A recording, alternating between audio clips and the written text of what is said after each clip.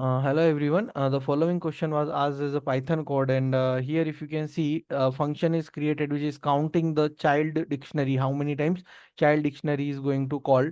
So if I is not in child dictionary into key, directly return one and answer equal to one. For j in child dictionary, if it is in child dictionary, then answer equal to answer plus count. We need to count it. So ultimately we need to figure out how many times child function is calling. Here, if you will see child dictionary equal to dictionary, so we can make a tree like this, that 0 or 1 2 and 1 is further following, 3 4 5 and 2 is further following, 6 7 8. So first time this particular node will be called, and here this is first call for it, and after that if you will see, after this particular call, this particular node will be called, and if you will see in this particular call, this one and this one will be called, right? So you can see that under this three further call will be called, and in this particular node this will be called, that is one, and again in this particular function this three node will be called,